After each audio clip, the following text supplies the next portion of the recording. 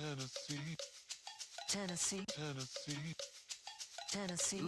All right, come on in, everybody. Welcome to the Holler. I'm Holler founder Justin Canoe, back for another edition of the Holler Hour. This is a special one. We're going to talk about something that's going on in Memphis right now. Before we get to that, tnholler.com is where you can find us. All these hollers across the state, thanks to your support, we really appreciate it. And we also, special thanks to Elisa Parker, who has been a supporter of ours. And if you're buying or selling in Tennessee, make sure to check her out. All right, let's get to what we're here for today. We're here to talk to Rep. Torrey Harris, a representative out of Memphis in the Tennessee legislature. Torrey, how are you doing today? Hey, I'm doing pretty good. Dealing with a whole lot right now. So for self, though, I'm doing pretty good. We all know that redistricting is going on in Tennessee. Obviously, Republican supermajority going to have their way with things here in Tennessee.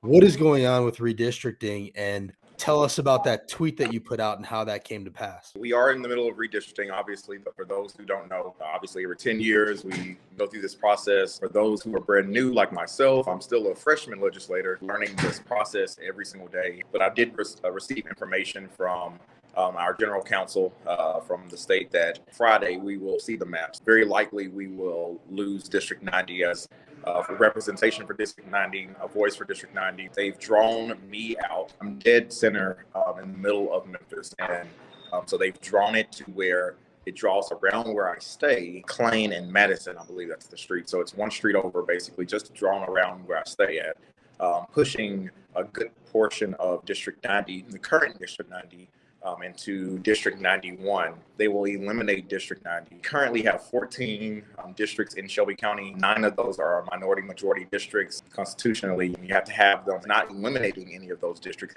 but they are moving one. So Representative Dwayne Thompson's district will become a minority majority district, and it has grown greatly over the last 10 years. My district will be split up amongst other individuals, another portion of it, but the great deal of it will probably go to District 91. Obviously, the Republicans know that they can't win Memphis. Instead of trying to win Memphis, and what they've done is try to divide Memphis even more and try to do it using race. So they're going to put 2 black legislators against each other to run, 2 of the youngest legislators against each other to run, 2 of the most productive, most active legislators that we have out there to run against each other, myself and Representative London Lamar. For the record, we aren't running against each other. So we've already agreed on that, and that is to try our best to work for the constituents in the best way possible. And so I'm going to get up and move to wherever I need to in order to make sure that representation still matters for the state. We gained a lot when I became a representative.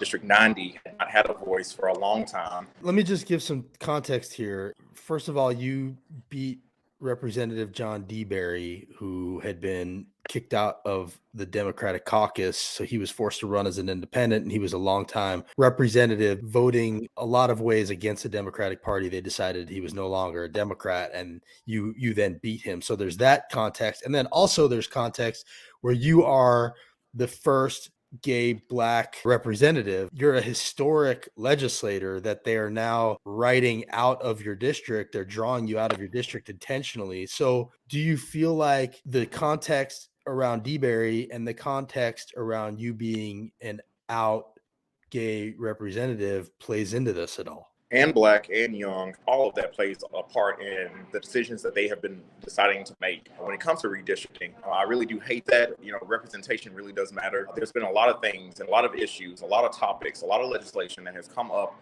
this year alone that I've been able to help stop, amend, or be a part of, so that way that it didn't hurt us even further. As LGBT people, as black people, as young people, representation like this really does matter. Somebody who's actually available and consistently transparent with people, that really does matter. This was a year where unemployment claims were out the wazoo, but we were able to handle a lot of those in my office. There's just so much that we were able to get done. Don't want anyone to think that the work that we've done has been done in vain, because we're going to continue to work. We're going to continue to fight. And this is about constituents. It's not about an individual. District 90 is losing representation.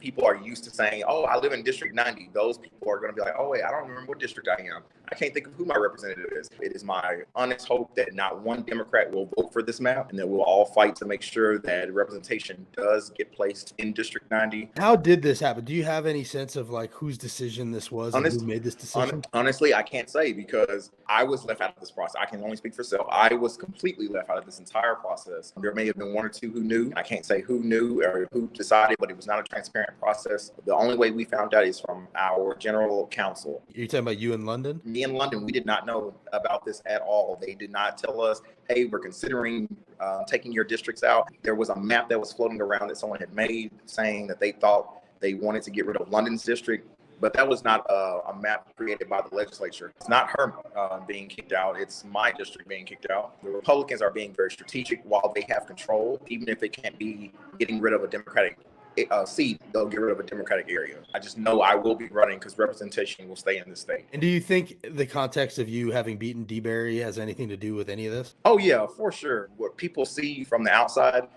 is different on the inside. I have a pretty decent relationship with him now, even though we are on two totally opposite sides, but we still have to work together. I do believe that the governor has some say in this. I don't think that they would have gotten rid of his district had it been him in this seat right now. And did Democrats have any input in this whatsoever? I can't say that they did. No one talked about it. It didn't come up. It's not been brought up. No one talked about redistricting. We are at this place now where the district is being taken out. So I can't say that they knew or had any play in it because no one talked about it. Torrey, thanks for coming on here. Keep us posted on how things are going. The fact remains that you're a historic representative for various reasons. And, you know, to be drawing you out is certainly at the very least dismissive of what you represent. And, you know, at worst, because of what you represent. And so I think people should be aware of that. And we'll look forward to seeing the maps on Friday and seeing what you choose to do next. Appreciate you. Thank you so much. And District 90, get out and voice your opinions. To Tennessee.